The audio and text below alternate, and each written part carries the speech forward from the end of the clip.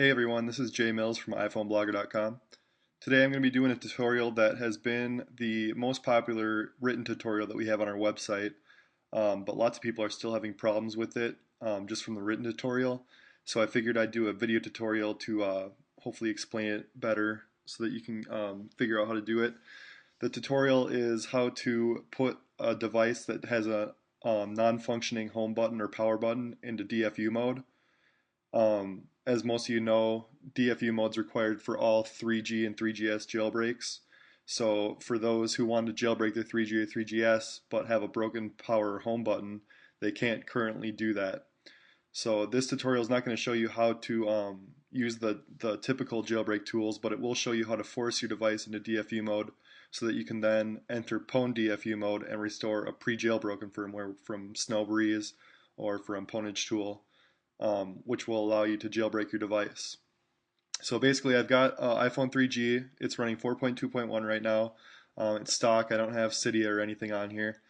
The home button doesn't work on it, so I can't put it into DFU mode. So that's what we're going to be doing for this tutorial. So the first thing you're going to need is a firmware file for your device. So I've got the iPhone 3G 4.2.1 firmware file downloaded. You're also going to need a zip program. Windows has one that's included with it. I use a program called WinRAR, which is really good and it's free. But basically the first thing you need to do is, if your file doesn't have a file extension on it, like right here, there's no file extension on it. First thing you need to do is go into My Computer and go to the Tools, Folder Options, go to the View tab, and then down here where it says Hide Extensions for known file types, uncheck that box and hit Apply. And you'll see now that the firmware file on my desktop has an IPSW extension. So the first thing you want to do is rename the file and delete the IPSW extension and actually rename it to .zip. It'll ask you if you're sure you want to make the file name extension change, say yes. And now you can see that my computer is treating it as a zip file. So if I right click and extract it to my desktop, this is going to take all the files out of the IPSW file so that we can modify them to force your device into DFU mode.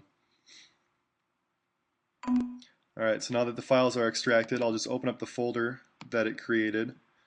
And the first thing you want to do is go into the firmware folder, and then go into the all flash folder, and then go into all flash, and then this part right here, N82AP, that's going to be different depending on what device and firmware you're using. So there should only be one folder. Just go into the all flash folder and you'll see a bunch of these files.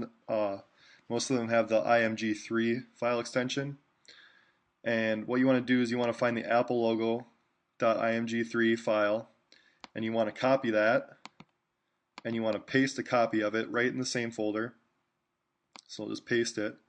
And then the next file you want to look for is this LLB file. Again, this N82AP is going to be different based on your device and firmware, but they'll all start with this LLB. So the first thing you want to do is rename that and copy the file name, and then you can go ahead and delete that file.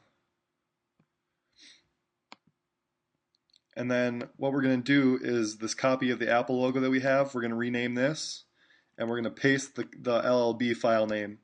So basically you're just overwriting the LLB file with a copy of the Apple logo, so that when you try to restore the firmware, iTunes will force the device into DFU mode. You'll get an error, but you'll be in DFU mode so that you can enter Pwn DFU mode to restore the custom firmware. So now that you've got the Apple logo and then a copy of the Apple logo renamed as LLB, you want to go back and rezip the firmware file. Now this is where a lot of people go wrong. If you zip this folder right here, it'll be in the incorrect folder structure, and it won't. iTunes will give you an error that says it won't even be able to restore.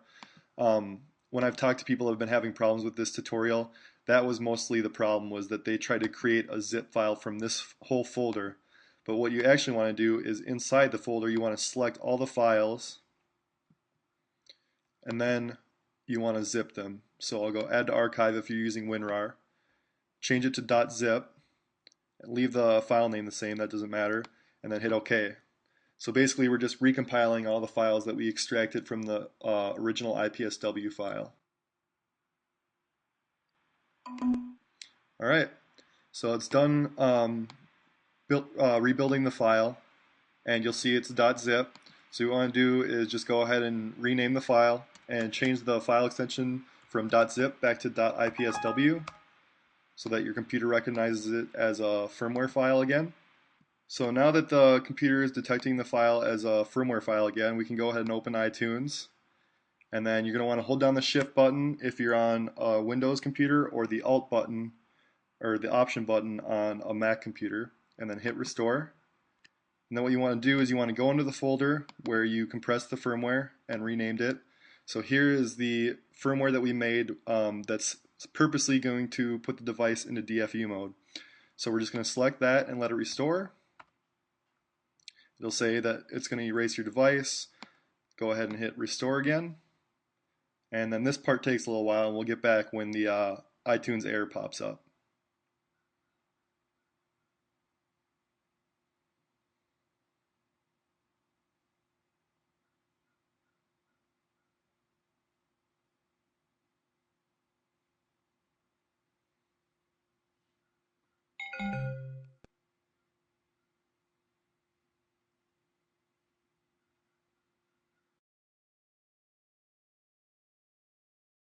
Alright, after iTunes restores the firmware on your device and Apple verifies it, you're going to get an error 37 in iTunes. Just go ahead and click OK.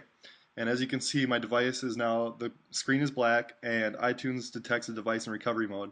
So just go ahead and hit OK again.